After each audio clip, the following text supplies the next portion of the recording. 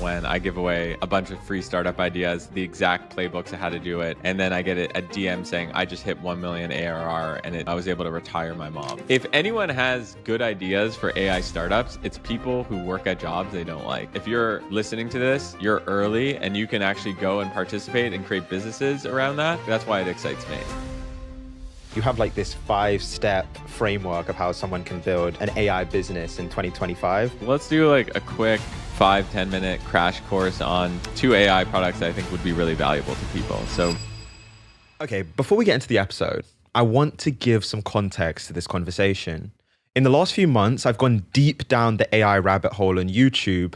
And one of the things that has become clear to me is that there is so much opportunity right now to use AI to build a great business for your life. And so I got inspired in the lead up to this conversation with Greg, because I believe that so many people, maybe you watching at home, get excluded from these new wealth opportunities because of the belief that you're not a tech person. And so my intention with this episode was to make it so easy and simple for you to start an AI business. And so we brought on Greg Isenberg. He's a successful entrepreneur. He's also a tech outsider that built and sold 3 companies before he turned 30 and is now building a multi-million-dollar AI company called Boring Marketing. And a little behind the scenes, before we even hit record on this episode, Greg told me that in the last year, he has shared this framework with a few people in his network, and they've gone on to build AI businesses that make over $50,000 a month. And so my hope with this episode is simple, that some of you watch this video, it inspires you to take massive action. And by this time next year, you're DMing me saying that I just built my first $1 million AI business. That's it. I'm speaking that into existence for you guys. Let's get into the video. Greg, if someone's listening to this, maybe they stumbled upon this video on YouTube, they clicked on it on their feed, what is going to be the value to them? They're non-technical, but they want to start a business. What is going to be the value to them of listening to this conversation, of what we're about to talk about in the next 60 minutes? So my thesis is that, if you landed here and you're on this YouTube video and you are seeing what's happening in the world of AI and technology and you feel like an outsider, my thesis is that that's a limiting belief. And by the end of this episode, what I hope to do is to remove that veil, because that's what it is, and give you the confidence to actually go and put something out in the world that will change your life. I think that's awesome. Let's do that. Let's try to do it. Let's do it right now. You know what? Let's start right in the beginning. Because I see these videos on YouTube talking about people that are making millions of dollars with AI agents. I want to start right from the top. What is an AI agent? Yeah, so good question. An AI agent is, well, do you know what an LLM is? Let's start with that. Okay. So here's the way I'm going to just dumb it down, because I think what insiders like to do is put complicated words associated to simple things to keep people out. So in this conversation, we're going to try to use simple language, because I actually don't think that the terms really matter. Large language model doesn't really matter. What matters is this. Before AI came to be, all software was dumb. Meaning, if you signed up to Salesforce.com, which is a CRM, customer relationship management software, basically a way to track all your sales leads. If you signed up to it, pre-AI, that software was dumb because it relied on the salesperson to go in and add a sales lead manually. So it would say, Greg Isenberg is a good sales lead. And it says, Greg Isenberg, my email address, the company I work for. And it's basically this manual process. And a multi-trillion-dollar industry was created on dumb software. Now we're entering an era of smart software. I call it smart software. What happens to software when you can inject human-like intelligence into that software? What do I mean by that? Instead of relying on a human being to go and say, okay, Greg Isenberg is a 4 out of 5-star lead for these reasons. What if there was intelligence, human-like intelligence, aka an LLM, aka AI, that could go and maybe scrape the internet and based on a bunch of criteria score the sales lead. Now that's what a LLM really is. And that when people they hear about or they've used ChatGPT and products like that, you're basically utilizing human-like intelligence to accomplish a task. And what an agent is takes it a little step further. It says, okay, we've got human-like intelligence over here. What if we can create a human-like person to go and actually complete the task? Meaning, what if we can create an AI salesperson? So what if you can go and say, I would like to close 10 sales leads this month. And the ideal customer profile is a CEO who is making between $1 and $10 million a year in their business. And they need to be in, England, let's say. Go and complete that task. In the past, you would actually ask a human being to do that. But in this new, smart software world, you can actually give a task to a human-like individual to go and complete it. Now, I want to just say one last thing before I hear your reaction to this. When I go on X or Instagram, whatever, I'm seeing everyone talking about AI. I still think, despite that, it's underrated. I still think that we don't understand how society will change. And by the way, there'll be some negative effects to this. We can talk about it, but there will be some negative effects to this. But how society will change when you can completely unlock human-like intelligence and human-like people at scale, what happens to the world? Now, I like to look at it glass half full, as in if you're listening to this, you're early and you can actually go and participate and create businesses around that. And that's why it excites me. I just find the AI conversation is just so fascinating. And you know what? You even mentioned right at the end there, you mentioned that it's underrated. And so I was thinking about what you were saying about like, up until this point, we've been using dumb software. Like it's had to be paired with our own intelligence to actually be like useful. And that's created trillions of dollars of value with dumb software. And now we're kind of getting into this like AI era where we now have, as you called it, smart software. And so if we're actually underrating it right now, what in your mind, what is the opportunity? Like, it's hard to do, but like, how would you even quantify the opportunity or what's going to happen in the future looking forward? The fact that we now have smart software. Yeah. I want to talk about two specific examples. And there's more than these two specific ones, but I just want to give a couple just to get people's creative juices flowing.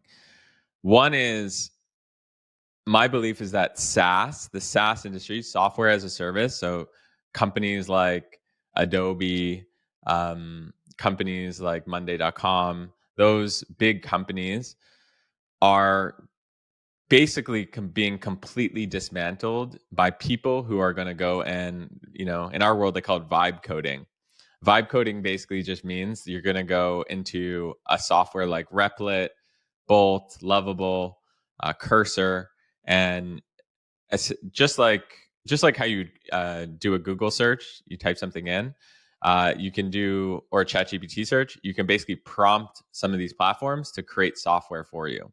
So I believe that there's a ton of opportunities to go and create cheaper or free versions of some of these software products, and create businesses around that. And so go and create like the DocuSign for Germany. Go and create the Monday.com for Canada, and charge a tenth of the price, and try to just suck as many clients as you can. And when you look at how big these companies are, these big SaaS companies, they do billions a year. So even if you could get 1%, 2%, it's absolutely insane. So that's one trend that I think that people listening could go today and go and create a SaaS business to go and compete with some of those. The second one is agencies. So the consulting business, the freelance business, the agency business, that is, I mean, such a huge business. Like McKinsey and all these companies, have thousands of employees. Accenture, thousands and thousands of employees. What happens when what happens if I can spin up a junior McKinsey and analyst in a second? So I think that there's an opportunity to undercut consulting agency and to fulfill it by AI. Now, I know there's someone in the comment section that's saying, well, you'll never be able to do that because I've got really good taste, or this person at McKinsey they hire McKinsey because they don't want to get, fired at their job. Like no one gets fired, there's a quote, no one gets fired when you hire IBM, or no one gets fired when you hire McKinsey. Why is that the case? It's the case because, people trust those brands. I'm not saying McKinsey is going to go to zero. I'm not saying Adobe is going to go to zero either. I'm just saying that there's going to be billions of dollars for you to go and pick up and create cheaper services that probably have similar type of results. And I don't think enough people are doing it. Yeah. That's awesome. Okay, I'm getting excited. And we're going to get into, I was actually reading it last night. You have like this 5-step framework of how someone can build an AI business in 2025. And we're going to get into it.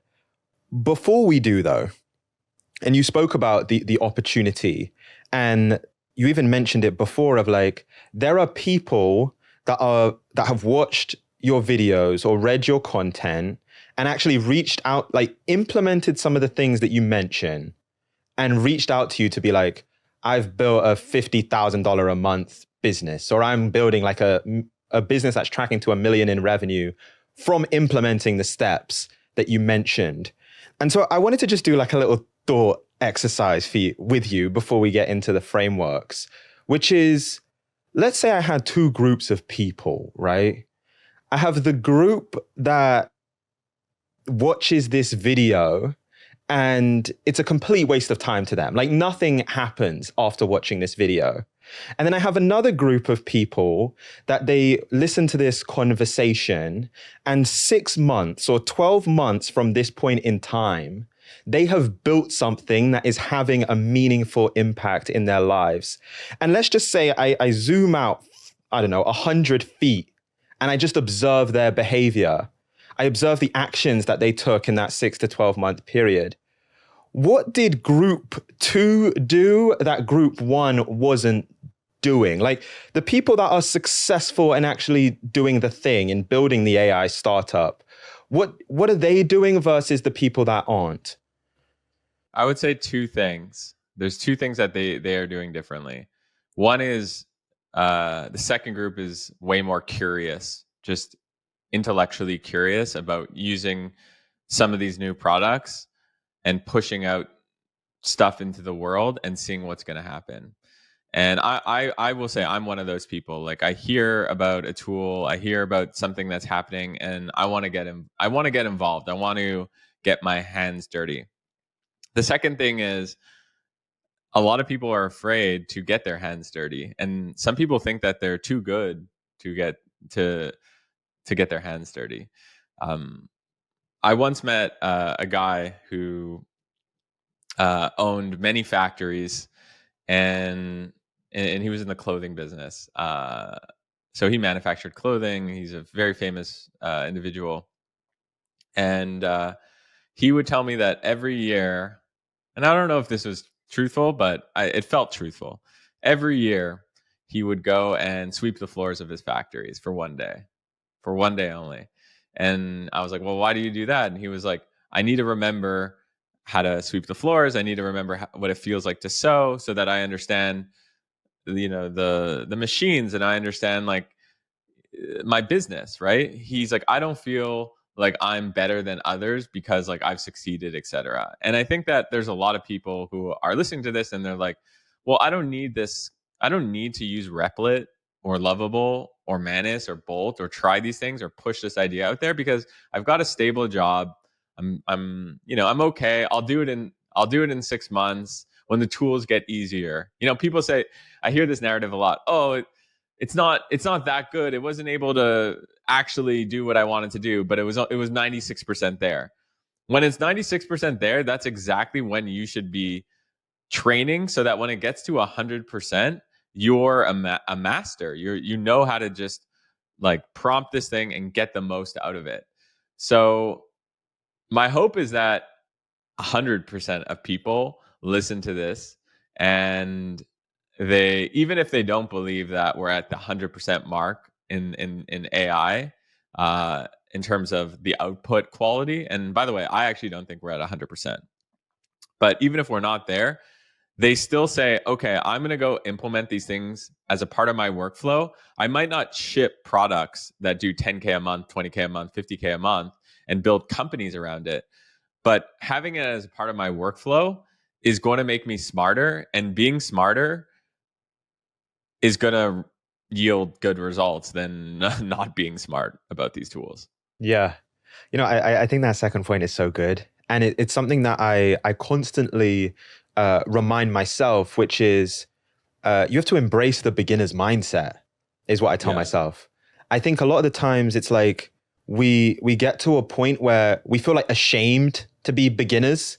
Like we feel ashamed to be novices. And I think it's interesting for me because we've done over 100 episodes of the show, all with like entrepreneurs that have achieved these like great feats and built huge businesses. And they always have that ability to go all the way back to step zero and be like the beginner again, and the humility of that. And that's how you learn. That's how, like, when people talk about gold rush eras or a new wave or whatever, that's how you take advantage of opportunities. Is like you are willing to be the complete novice, the beginner, and build from the base up. I think it's so good. You actually said this when we spoke before this conversation, and I think it's just a nice intro into your framework and how you think about building an AI business. You said anyone can sign up for an Instagram account, a TikTok account, an X account for free. You have access to global distribution instantly. And if you can pair that with AI that can automate work, the possibilities are endless. Can you explain, what do you mean by that? The possibilities are endless. Not only is that statement true, but there's one thing I missed from that statement, which is not only could anyone sign up with a TikTok account, an Instagram account, X account, be connected to the 7 billion people and unlock opportunities with AI, those 7 billion people or 6.5 billion people have a credit card attached to the whole network. Never in the history of the planet have you had access to 6 billion people, 6+ billion people, where you have their credit cards. And anyone who creates great content, especially with the For You pages now and the For You pageification of all the different social platforms, where it doesn't matter if you have 1 million followers on X. So I see sometimes accounts with 500, 1,000, 1,500 followers get 1 million, 2 million, 3 million views because the content strikes a chord. So the limiting factor to creating a business that that could change your life really is can you create content that's going to resonate with people in a niche that is underserved? And do you have the skill set to actually put out or vibe code a product into the world so that when they see that product, they feel something, they connect with it? And can you get them to pay something for that product? Now, I'm dumbing it down. It's these three things. I'm dumbing it down because I actually think that that's all it really is. Like, that's what business school should be in 2025. Like, modern business should be those three things. It should be classes dedicated to how do you go viral on social and what does that mean? Picking a niche, picking different formats, when do you post, how to think about those things. It should be about how do you use AI to assist you in implementing product ideas that connect with that audience. And it should be about pricing strategy and business models around how you can get and create a sustainable business. That's all it is. I don't know what people learn in business school today. I was speaking to a friend of mine. She just did her MBA at Columbia. She spent, I don't know, 200 and some odd thousand. I don't know if you went to an Ivy League school, so I apologize. No, I didn't. Okay. You're in a safe space, Greg. You can talk about it. Safe space. Okay. It's not real. It's not a real. It's fake. It's a bubble. It's a bubble. It's like you're not in the real world. It's like you're a bubble boy. That's not how you learn business. Like, don't tell me that you're learning business if you've never played with Replit. It's interesting as well because I heard it even as I was preparing for this episode. Even in your story, because you're a college dropout, even in your story, that like urge to actually learn and implement what is happening. I think at the time it was in engineering, like in coding, what's actually at the cutting edge. That's the motivation for why you left school. Can you just briefly tell people about that? Can you briefly give people that context? Okay, quick break. In this internet technology era, it's more important than ever to make sure your business is secure. Luckily, the sponsor of today's episode, Vanta, is going to help you and your business stay compliant, irrespective of whether you're a first-time founder or a seasoned entrepreneur. And so Vanta is a trust management platform that automates up to 90% of the work, getting you audit ready in weeks. And they do this through continuous monitoring, automated access reviews, and AI-powered workflows that make things like security questionnaires 5 times faster. And so the good news is that over 10,000 of the fastest growing companies all use Vanta. And the reason why is simple. A recent IDC white paper found that Vanta customers on average achieve $535,000 per year in benefits, and the platform pays for itself in just 3 months. And so whether you're a first-time founder facing your first audit or a seasoned entrepreneur trying to navigate this tricky security landscape, Vanta is the place for you. So go to vanta.com/Callum to get $1,000 off. That's vanta.com/Callum for $1,000 off. Someone told me recently that we've done over 130 episodes of this podcast, and it shocked me because I remember sitting in my younger sister's bedroom filming the very first episode. Well, 130 episodes later, one of the things that I've learned from our guests is the value of investing your money for the long term. And so for me, when it comes to investing in the market, I go to today's sponsor, which is public.com. And Public is the app where you can invest in everything: stocks, options, bonds, crypto. And so what really sets Public apart is they give you all of the tools you need to make informed investment decisions. Their built-in AI tool, Alpha, doesn't just tell you if an asset is moving up or down, it tells you why the asset is moving. So you can actually understand what's driving your portfolio's performance. And Public is a FINRA-registered, SIPC insured, US-based company with a great customer support team. And when you fund your account, you can do it in 5 minutes or less at public.com/Callum, and you'll get up to $10,000 when you transfer your old portfolio. So that's public.com/Callum. This was paid for by Public Investing. The full disclosures are in the podcast description. Let's get back to the episode. It was 2009. And the App Store had just come out. We all knew at that point 2009, 2010 that the App Store was going to change everything. Just like how we all know right now that AI is going to change everything. Just like we knew that cloud was going to change everything, the web was going to change everything. It was very obvious in 2009, 2010 that mobile and the App Store what was going to unleash things like Instagram, things like Uber, etc. So I'm sitting in these classes, curious, beginner's mind, learning, pushing apps to the App Store, just trying to get something out, just to, again, it wasn't at 100%. People were creating like beer drinking apps and fart apps and stuff like that. But it was just like, I need to create something so that when a billion people are using apps, I'm ready to ship for the prime time. So I went to my professor and I said, we are learning about how to create desktop apps right now. Like this is, by the way, that class was supposed to be, this is McGill University. It was a top 20 university in the world. Like here I am thinking I'm at the best university, one of the best universities. And we're learning about how to create desktop apps in a world where mobile is what matters. And to me, that just didn't make any sense. So I was like, hey, can we learn how to create apps? I think that this app thing is going to be really big. And he was like, that's not how this works. There's no apps in the textbook. And he hands me a textbook, and the textbook was like Introduction to like Java or something like that.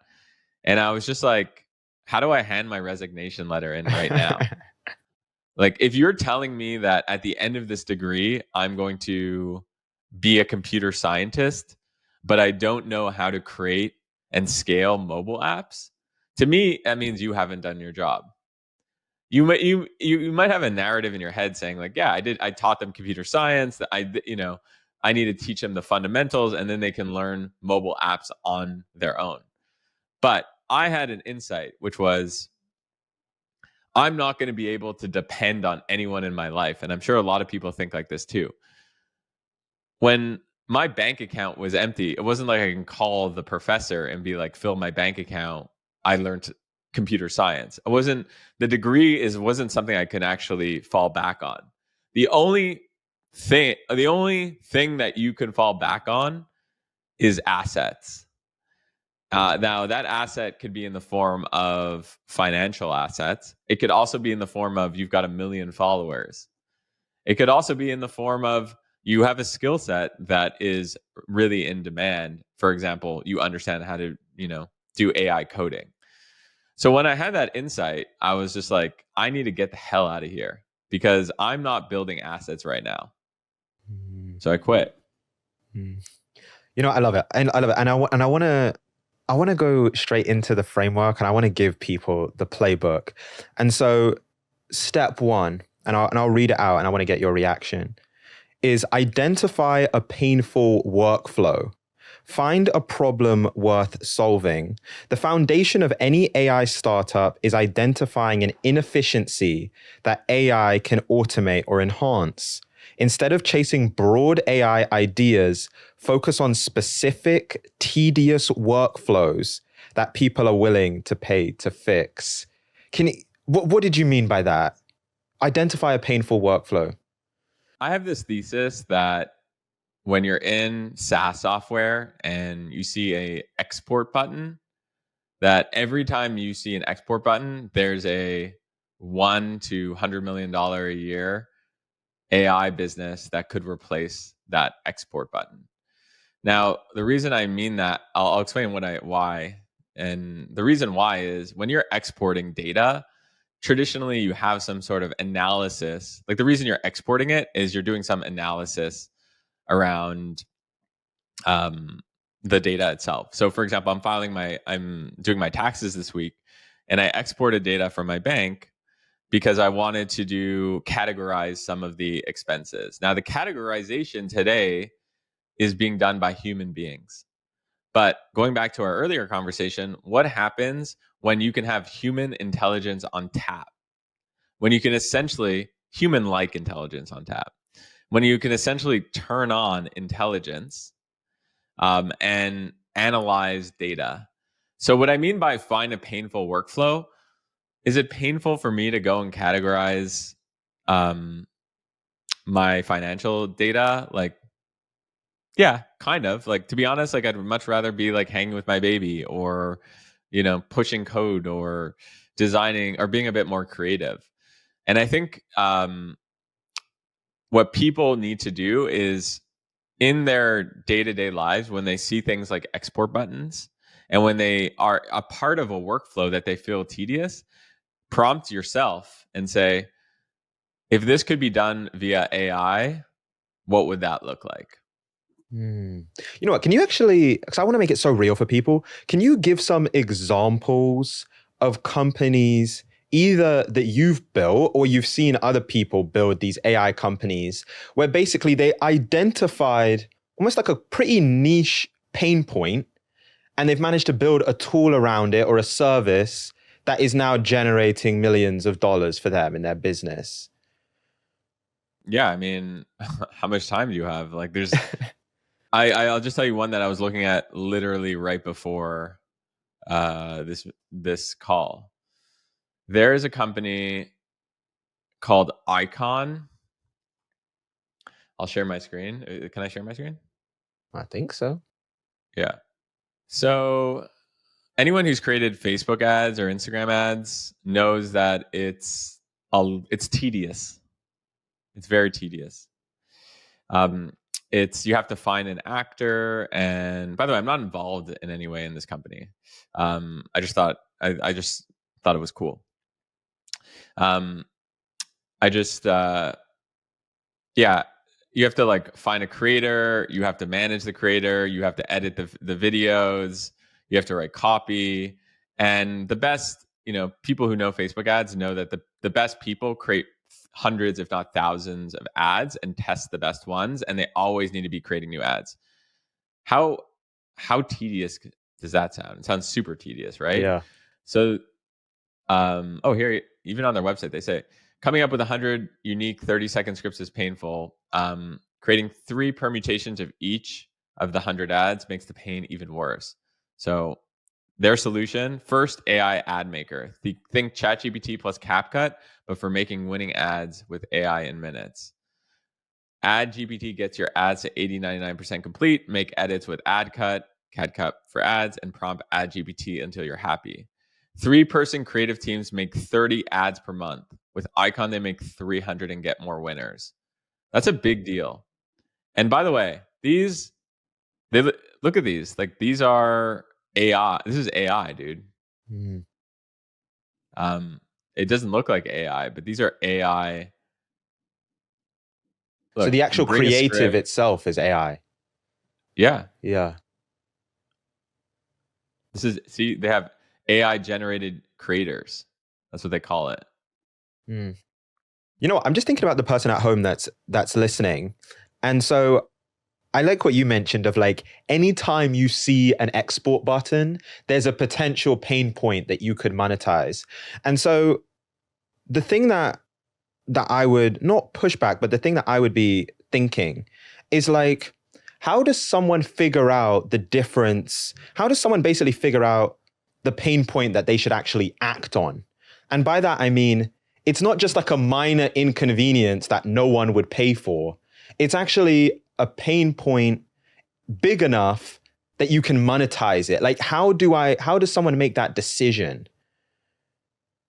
I think a lot of people watching this video work at jobs which they don't like that much, or that they think that they can unlock their potential a little bit more, and they listen to this because it fires them up.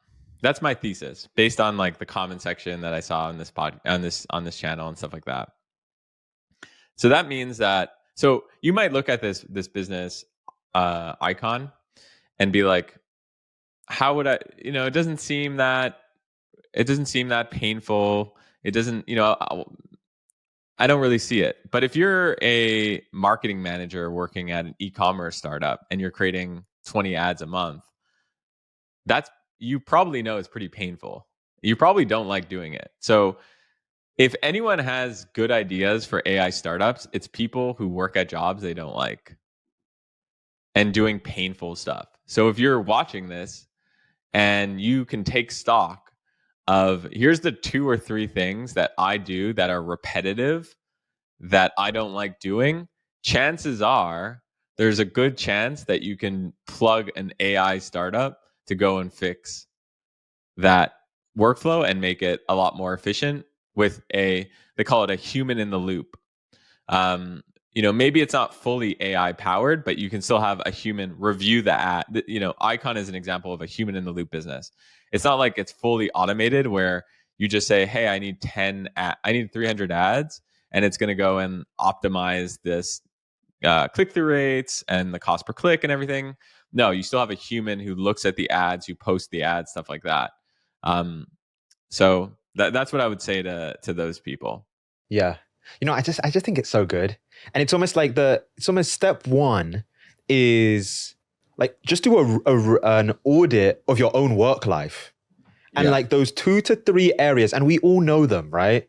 Those 2 to 3 things that you do every single week that is so painful and so tedious, your AI business idea is right there. It's right there. You think that the biggest AI business ideas are somewhere in Stanford, but they're right here. Because these people have intimate knowledge around these workflows better than anyone else, right? So you're competing. People who are creating AI startups, they're competing. They're going to compete with the people who listen to this, and they're going to try to figure out, how do I get some insider? Like, the people listening to this are the insiders, basically. Funny enough, because these people know the workflows. Yeah. Okay. So step 2, hack V1 fast. Launch an imperfect MVP quickly. Rather than spending months refining a product, quickly launch a minimum viable product to validate demand. Can you talk through that? Yeah. The mistake that a lot of people make is they find a tedious workflow and they're like, I know that this is going to be a big business. I'm going to go and create a big brand around this. I'm going to go create a deck around this. I'm going to go and spend the next 6, 9, 12 months building this fully featured product, because that's what this audience needs in order for it to be very valuable. And the goal isn't, the goal is to create a minimal lovable product. People talk about minimal viable product. It's actually to create a minimal lovable product. And thinking about how can you use tools like Replit and Bolt and stuff like that to just get something out there that you can just gain some, like, have a foundation. Think of it as like a foundation. You don't need to build, Rome in one day, and that's what I mean by that. Just get something out there, and iterate from there. I actually, Greg, I have a confession to make, which is the first 2 businesses that I ever tried to start, they were t-shirt lines in university. Spectacular failures, like complete flops. And the biggest thing that I did wrong is I tried to develop this perfect product. At the time, it was like when the kind of athleisure trend was starting. And I was like, I'm going to build the next Nike. I'm going to build the next Air Jordan. And we just never ended up releasing a product because I would just keep trying to make it perfect before I would show anyone. And it speaks exactly to what you're saying, which is you don't need the perfect product. You need the minimum lovable product. I think that's just so good. Well, I'll tell you why a lot of people want to create the perfect product, because it's actually similar to why people don't post on social media. So the reason why people don't post consistently on social media and build audiences is because a lot of the time they feel like they're getting judged by their friends and family. And it doesn't feel good to put out a tweet and get 0 likes, especially after your 40th tweet. And it isn't fun to post on Instagram and see no likes and just seeing a lot of shares, because you're like, the reason why people are sharing this is they're sharing it. My friends, quote unquote, are sharing this and they're making fun of me. And they're like, why is Greg posting about AI coding tools? That's so lame, or something like that. Products are the same way in the sense that we want to be proud of the products that we ship. We don't want to put something out in the world that we're not proud of. And that's why, like, a lot of us are Steve Jobs like, in the sense, it sounded like you were kind of like Steve Jobs-esque in the sense that you're like, I know what I want and I know what needs to get out there. And I have a high barrier for what makes an incredible product. And that's why I need to perfect it. But the way to perfect is actually just consistency and iteration. So the way you actually get perfection is to put something out there, get feedback, iterate from there. And I wish more people would just amp up the quantity of things that they put out there. And realize that as you amp out quantity, you will increase quality. Because I know that there's someone listening to this and they're saying, oh my God, his philosophy is just put crap out there and something will stick. And I'm not saying put crap out there. I'm just saying that what you think is the product is usually, instead of 10 features, it's usually one feature. And then the way to get to 10 features is actually by iterating your way and adding one feature at a time. I think it's like entrepreneurs and like just trying to build businesses. You just have an instinct of like, when you can put something out and it will be valuable, even if it's just to one person. Like a lot of businesses started out just being valuable to like a very specific type of person or one person in particular. And so, you know what, I want to actually, because you mentioned Cursor or Replit. These are tools that before speaking to you, I'd never heard of. Can you explain, or just, because I'm sure there's a lot of people like me. Can you explain or just show people what these tools are, what they do? Yes. Today, okay, how about this? Well, let's do like a quick 5-10 minute crash course on two products, two AI products that I think would be really valuable to people. So maybe let's start with using V0, which is a design tool, and then we could also use something called Manus, which is the talk of the AI crowd right now. How does that sound? Let's do it. All right. Share my screen. And we can go let's ship something. So V0, you go to v0.dev, I think. Yep. It's basically like an AI product designer.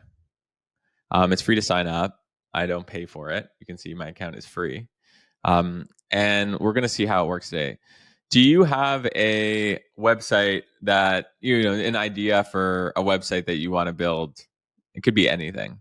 Oh, an idea for a website I want to build? Yeah. You know what? I'm always trying to find, this might sound basic, but I'm always trying to find like great restaurants or bars in New York. And so maybe, I don't know, some sort of page that like, but it's all like local reviews. So it's not like these, I don't know, big company reviews. It's like people that actually like foodies that like going and eating out, their recommendations.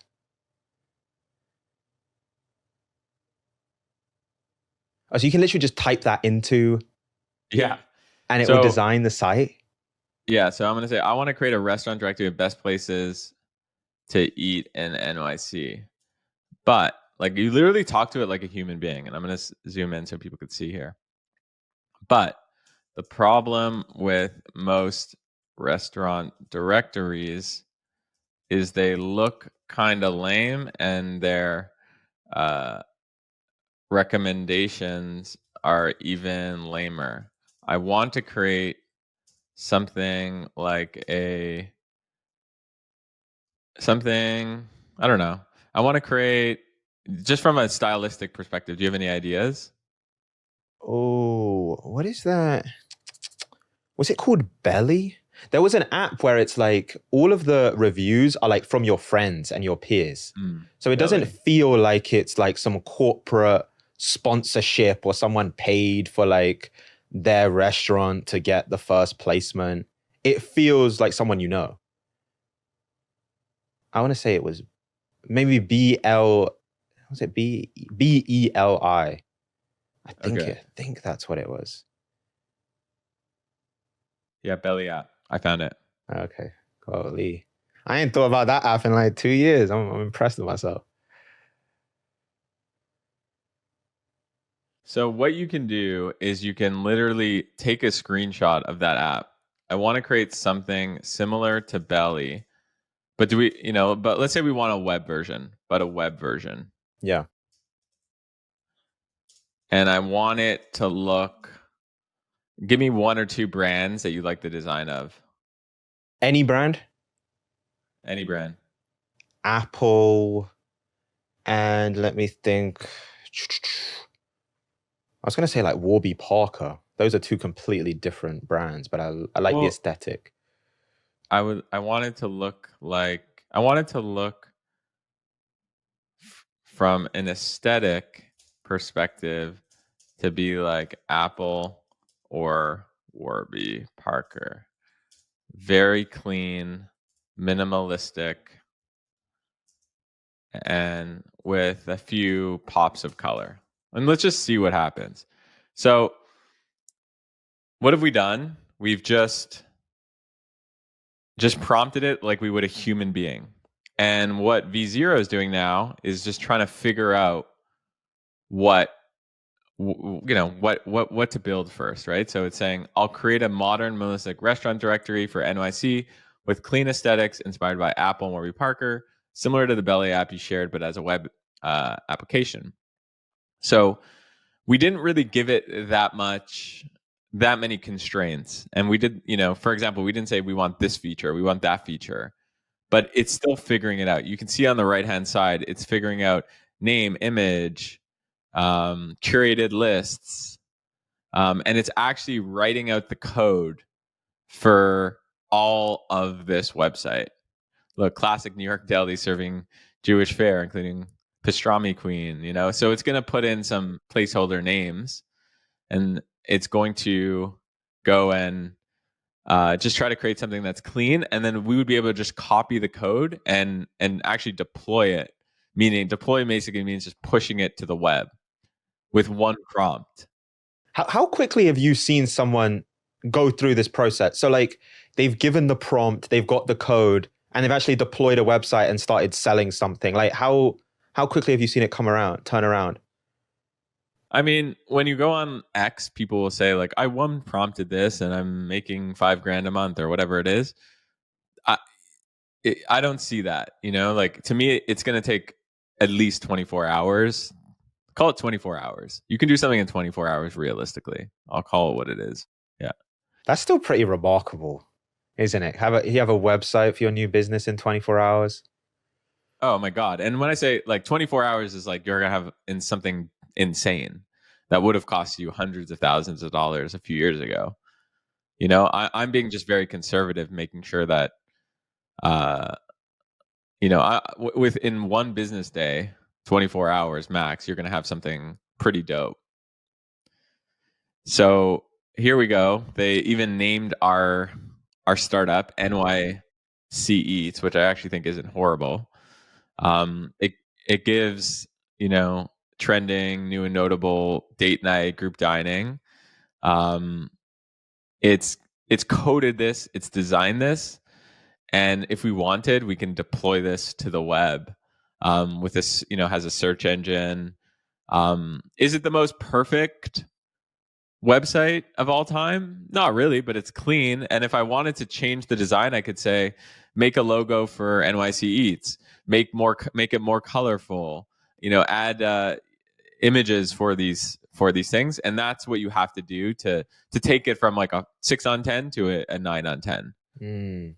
So it's almost like I remember someone explained these kind of AI, these large language models to me. They said like a lot of people, and he was talking about ChatGPT specifically. He said a lot of people use ChatGPT like Google. Like, with Google, you just type in, like, I don't know, restaurants in New York City. Like, you type in what you want and it spits out a reply. It's quite transactional in that way. He said that with ChatGPT specifically, and it sounds similar here, it's more of a conversation. So like you give it something, it gives you something, then you give it feedback and something else, then it's this two-way street. And that's really how you get to this minimum lovable product that you mentioned. Is that right? Yes. That's absolutely right. That's why when I started this conversation around V0, I was like, this is your AI product designer. So you literally chat. Think of it as your employee that you're not paying for. Yeah. It's an employee that you can just say, do this, do that. Of course, you're going to hit limits. And then you can pay for V0 and stuff like that. But incredible that you can essentially one prompt a directory website and start deploying it. To me, like, it's unbelievable. And it looks so real as well. It looks good. Yeah, it's crazy. Yeah. I want to show one more example. A lot of people haven't seen. Do you see my screen? Yeah, I can see your screen. Cool. This is Manus. Yes. So Manus is a Chinese startup. So some people have probably heard of DeepSeek, which was the ChatGPT competitor out of China. This is kind of like, it's not from DeepSeek, but it's a Chinese startup, and so, be careful what you do with a Chinese startup, obviously. So, in terms of putting in your data and stuff like that. But I will say it's one of the most interesting AI agent platforms I have ever used. I asked it, for example, have you heard of Starface? It's like a No. pimple patch company. It's a pimple patch company. I think it does like, many, many millions a year in revenue. And I prompted it, can you design a CPG product? I'm looking for boxing and the actual product. The idea is a Starface competitor, a pimple patch, but for older adults. The reason why I said for older adults is the Starface branding is very like when you go to Starface, here, I'll show it to you. Like, it's like young, right? I think I know what you're talking about. Because I'll see people in public, they have like these stars. They almost look like stickers on their face. Yeah, I know what you're talking about. Yeah. You see it? You see my screen? Yeah, I can see you. Yeah. Cool. So I was like, there's probably an opportunity to build something for older adults. And how I got here, by the way, was on my podcast, the Startup Ideas podcast. Someone was using a trend tool to figure out trends and basically helped realize this opportunity. So I just plugged it into Manus.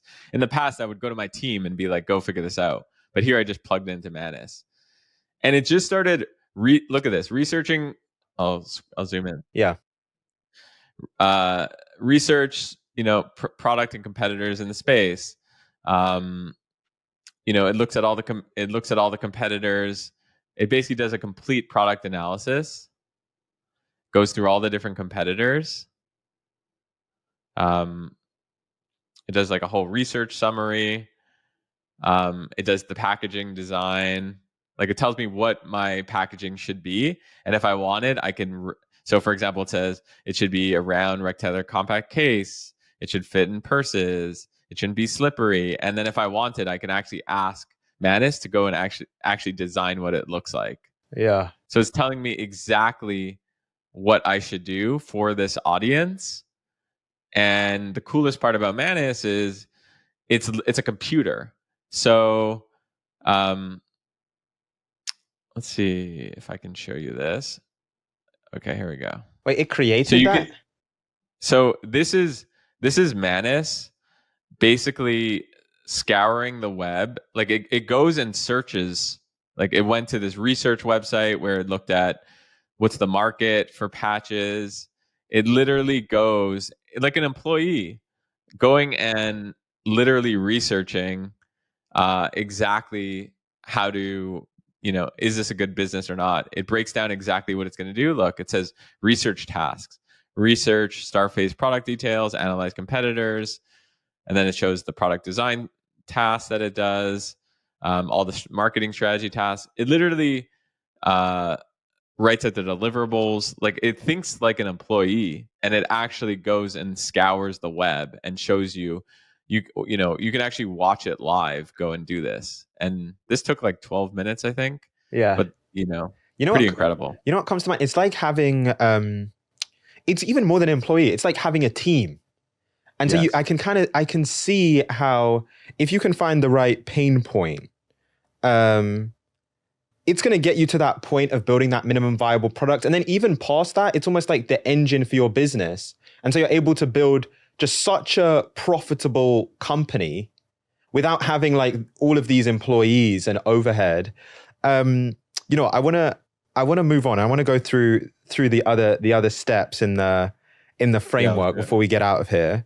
And maybe I'll combine actually step 3 and step 4. So step 3 is grow distribution daily. Turn your product into a movement.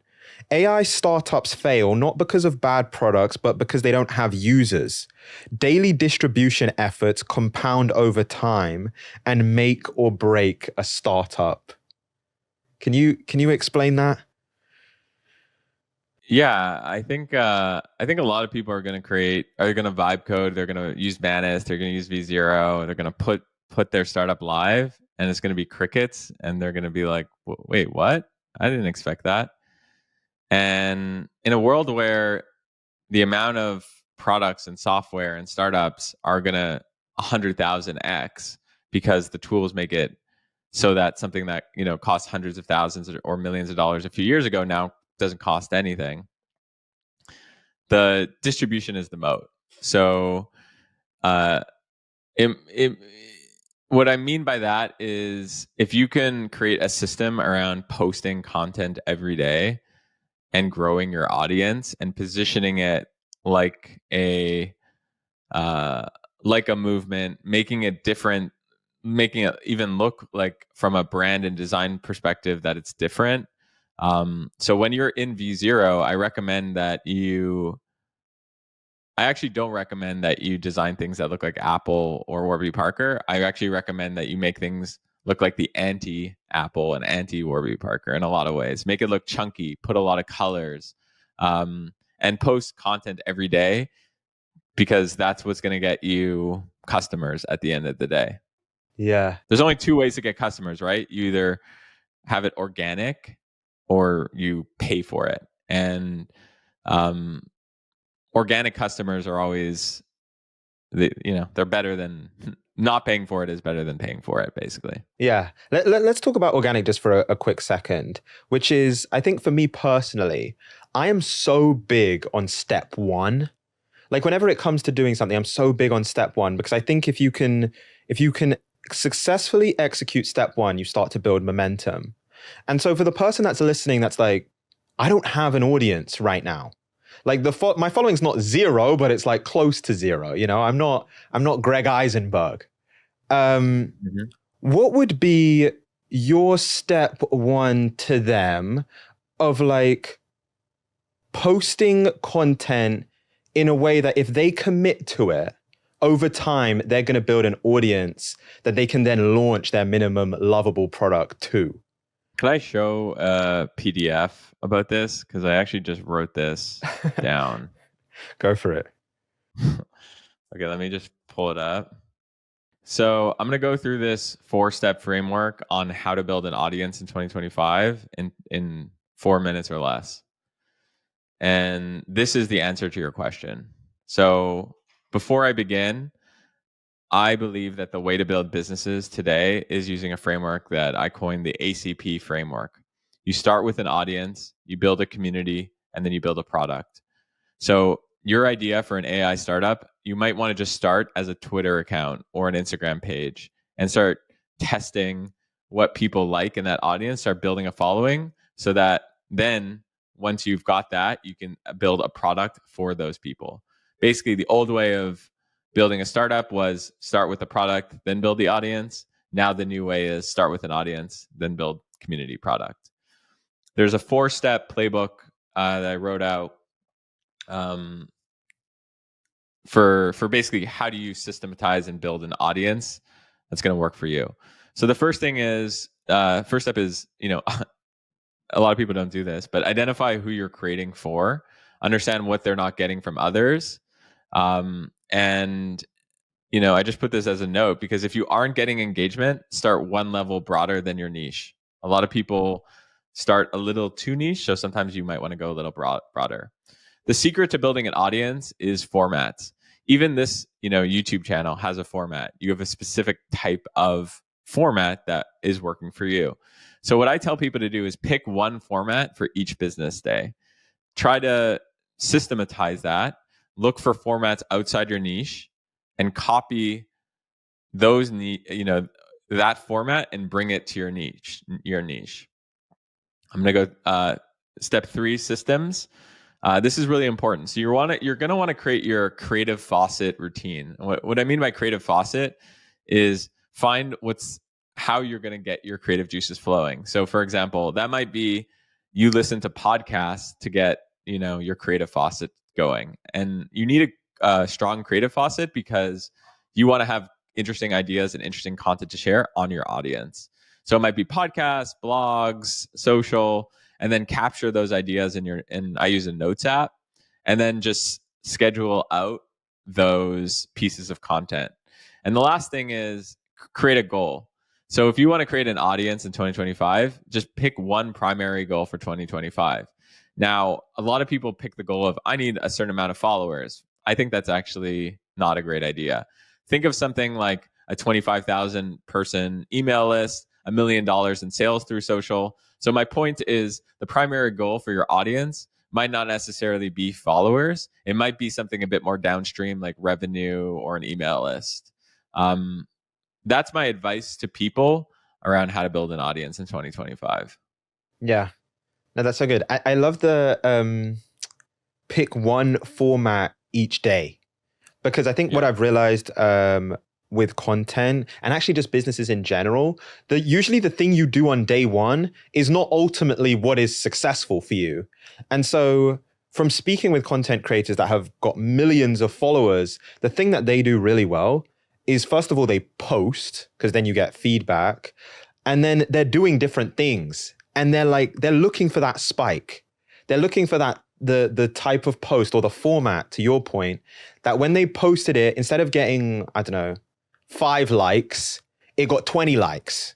Yeah. And as soon as they get that spike, they're like, oh, okay, that's the one. They double down and they continue to go up. I think it's so good.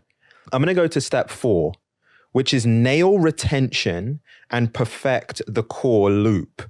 Keep your users coming back. AI businesses shouldn't just attract users. You must keep them engaged. The best startups optimize their core loop. Can you explain what that means? What is a core loop? The problem with a lot of AI startups is a lot of people are trying these products because it's, I call it curiosity revenue. Like these startups are saying, oh, wow, I hit 3 million ARR, but it's just people trying out, these products. But the core loop, meaning like the core value creation isn't really there. It's just that think of it as like an impulse buy. It's you're there, you're trying it out, but like the actual foundation isn't there. And you remember when we talked about MVP and the MLP, we talked about it from like a foundation standpoint. Like your MLP is like a very strong foundation of one killer feature, aka core loop, that is going to drive retention up. And why does retention matter and why is it so important? Is because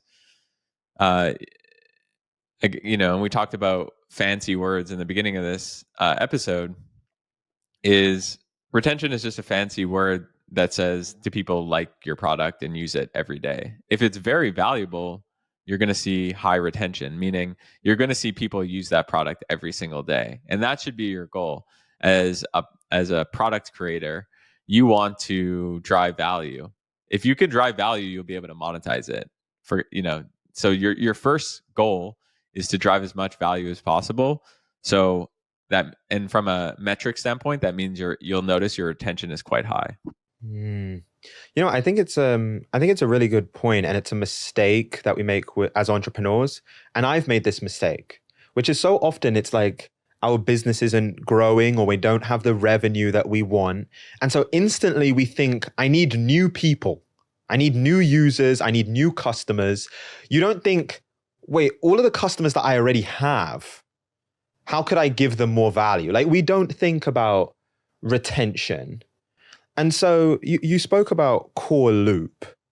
If someone wanted to understand that and also start to understand some of the steps of like how they could actually improve the retention in their business, where would you advise them to look first? Like, what would you advise as step one in that process? Well, when people, let's say you've created a product and you're noticing that people are churning, meaning they're stopping to use the product. There's basically two ways to do analytics. One is, I think it's called behavioral analytics, which is looking at something like a Google Analytics dashboard, which says my retention is 30%. I had 25,000 daily active users, basically just looking at the numbers. And then there's what's called, I think it's called attitudinal analytics or voice of customer analytics, which is basically asking people what they did, what they didn't like about the product, and getting their voice of customer. Let me explain quickly why it's important to have both sets of data and why most people just look at the pure behavioral stuff. Imagine you go to shop at a Walmart and you're at the Walmart, you spend 45 minutes there and you spend $200 there. If you just look at behavioral analytics, it's going to be like, wow, what a great customer. Person spent 45 minutes because they love how beautiful the shop is. They spend $200 and that our average, cart size is $100. So they spend 2 times. So, what the average person spends, marketing team is high-fiving. This is amazing. But what didn't that capture? Well, it didn't capture the fact that they spent 45 minutes in the store because they couldn't find what they were looking for. And they spent $200, but their budget was $500. And so there was a missed opportunity. So my recommendation to people who, are going to use this workflow, which is, building the audience, vibe coding, putting out these products, is look at the retention numbers, but use voice of customer, open-ended questions, asking people, what they liked about it, what they didn't like about it, to get a full picture. And using that full picture, that'll help you increase retention. You know what it reminded me of as I was listening to you is almost that quote of like on your deathbed or whenever it ends, the thing that people are going to remember is how did you make them feel? Yes. And so like sometimes as businesses, it's like you can get so fixated on just like the quantitative number, just the number on the screen, that you completely forget, but how did you make the customer feel? Yes. And so you could win, and I think this is to your point, like you could be winning in terms of like the numbers, but actually there's a huge missed opportunity if that feeling that the customer has isn't a good one. And that's when they're going to churn and you're going to lose customers and business. Yeah, there's a lot of people in the tech world who pride themselves with the fact that they're data driven. They say, I'm data driven. What does that mean? That means that the data drives their decisions. I don't believe in that. My saying is data informs, not drives. I think that when we let the data run our companies fully, that's when you end up creating tasteless products that are very hard to differentiate, and that we don't want to get in there, right? So we want to create startups that have the highest probability of success. So you want to look at the data, and you want to you don't want to drive blind, obviously, but you want to just want to have it one piece of the puzzle, not the full puzzle. On the point of the core loop, I think about the business that maybe they have like it launches and it has like a couple features. Like you're kind of experimenting. You have a few aspects to it. How does someone identify actually this is the core loop? Like even if my business is having success, this feature over here actually doesn't really matter, but this one really does. Like this is the core reason why people are using it. I think it's a similar question to like, how do I know if I have product market fit? You'll know because people will be screaming it at you. The hard part is once you have product market fit, how do you stay focused? So for example, Calendly, a lot of people know that company. It's a multi-billion-dollar company. It's a great success story. I think he bootstrapped it for a very long time. And it's a pretty core one feature, right? You send someone a link and they can book a time with you. Now, of course, they can build stuff around that. But for the longest time, they just focused on the core loop. They just focused on how do I make the best scheduling product out there. And you can schedule via Google Calendar now, but I still see more Calendly links than I do Google Calendar. I don't know about you. And I think it's because they focused on the core loop. Yeah. That's actually really cool of like, I think it's actually empowering in a way, which is you can build a multi-billion-dollar business by focusing on like one core feature and then building a brand around it. So I'm sure that's also part of it, right? Is like Calendly, like even in the name, right? You're like, I'm going to send you my Calendly. Like you don't think Google, you think Calendly first, and that's like the brand. But just they focused on just doing one thing. And it's led to that result. Absolutely. On step 5, partner with creators to scale, leverage influencer-led growth. Many AI startups struggle to scale because they only focus on the product, not on community-driven growth. Creator partnerships help you break into markets faster and build trust. Can you talk about that? The PDF I went through, How to Build an Audience in 2025, that's the blueprint, but it's going to take time. You know what I mean? Like it's going to take time. So the question for people is, does it make sense to try to get creators, give them 25% of revenue, 40% of revenue, 50% of revenue, just coming up with creative deals to be like, you've got this audience of X amount of thousands of people. I think that this product they would love. How can we make this a win-win? And positioning it like that and give them the revenue. It doesn't mean that you need to do it with them forever. What you're in the background, you're still building your own audience. So you might be able to reduce your dependency on creators, in 2 years, 3 years, 4 years. But I do think that a mistake a lot of people make is they don't go to creators and try to figure out how can we make this work for you. I think you're right. And I think I would assume, I don't know this, but I would assume one of the biggest reasons is, let's say that I'm at the point where I've launched my AI startup. It has good traction. Like we're making a good amount of money. I know that like I have the product market fit. I figured out the core loop and it works. And now I'm thinking about scaling. I would say the thing that holds people back from like the creator partnerships is they're probably like, I just don't know any creators. Like, how do I even start? Like, I don't know how to get Ali Abdal or like, whoever it is, Colin and Samir to partner with me on my product. What is your advice to someone that's at that point and that's the thing that's holding them back? Going back to what we talked about in the beginning, it's a limiting belief. All those people you mentioned, they're human beings too. They might be getting a lot more text messages and DMs than the average human being, but I've texted with Colin and Samir. I've texted with Ali and Abdal. Like, they're real people, right? And when I had less than 2,000 followers, I realized that on Twitter that 50% of creators had their or accounts had their DMs open. Like you can literally just DM them. What is the cost? What is the cost to you, person listening, to going and just DMing Ali Abdal? My DMs are open. Like I look at every one of my DMs, 100% of my DMs. I might not respond to 75% of them, but I look at every single one. If something is interesting to me, I respond. And I've hired people, I've partnered with people, I've invested in people, I've acquired companies all through DMs. And when I was just starting up in the early days, I would reach out to people, and it sucks. You have to be okay to get rejected, but like 1 in every 100 DMs, you get the most interesting conversation of your life, and it's worth it. And just, what's the downside? People have to ask themselves, what is the downside? It's free to do. Why are you not doing it? You know what? Here's where I want to end.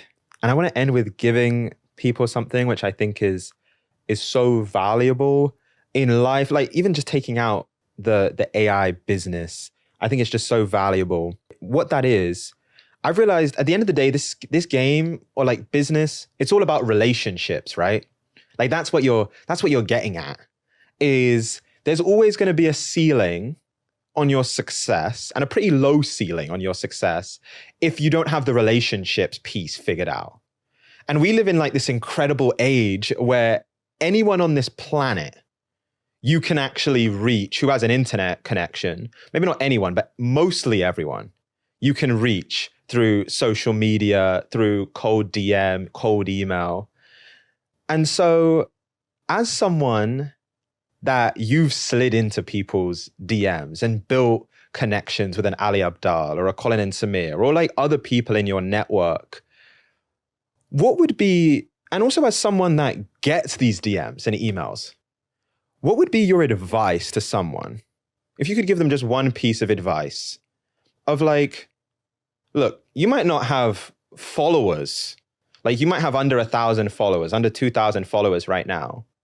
But if you follow this one piece of advice and you send the requisite amount of volume, you will get a response from someone that you admire that could be useful to your business, could be the person that 10x's, 100x's what you have going on right now. Like, what would be your one piece of advice? Okay, I'm gonna answer that question through a quick story. Okay, I had a startup 2016 or so called Islands. It was like a Discord competitor. It eventually got sold to WeWork. And one of the reasons why it sold and we got multiple offers and stuff like that was because we were in the press all the time. And after the company was sold, a bunch of people asked me, how, I saw you on all, like you guys were everywhere. How did you get so much press? Which agency did you use? And I said, I just did it myself. Oh, did you know a lot of journalists? And by the way, this is a time I had like very few followers, like no followers basically. And I said, no, I just DM them on Twitter. So, okay, how did you do that? Well, here's what I did. I made a list of 175 journalists that I thought might cover the story. I would create a 30-second selfie video where I'd be like, hey, Caleb, my name's Greg Isenberg. I'm working on Islands. I thought that it might be interesting to you for XYZ reason. And I had an ask at the end, which was not cover my story. It was basically like, can we meet? Can we chat? By the end of that chat, I'm going to give you value, value, value, value. The success rate of that video was, kind of staggering, honestly. And I don't think enough people are empathetic to the Collins and Samirs and Ali Abdals in the sense that they don't put themselves in their shoes. They're getting bombarded with all these DMs. So how do you stand out and create something that's going to create value for them? Well, I think video is one easy way. Even using something like a Loom or something, sharing your screen, sending it to them, giving them value. I've had people who've DM'd me value, and I brought them on my the Startup Ideas podcast, which has like millions of listeners a month, just because they're like, hey, I thought you'd be interested in this video, and I was like, you should come on the pod to talk about it. Random person, 600 followers. So it happens. Shoot your shot. Be different. Use video. Add value. It's not rocket science. Yeah. Greg, you've been awesome, man. You've been awesome. And as you were sharing that, I was like, because I was, I think I actually put this on my Instagram. I said, this year, this show is going to like shock the world. Like the level of growth that we're going to experience is going to shock the world. And I want to get some of the biggest guests, obviously, that we've ever had this year. And that strategy and method that you just explained, I want to try it. And I feel like we're going to land some pretty huge guests from doing that. So Greg, thank you so much, man. I appreciate you. My pleasure. Keep it up. This is awesome. It's been amazing seeing what you're building. Thank you, mate. No, this was great. I love this. This was awesome.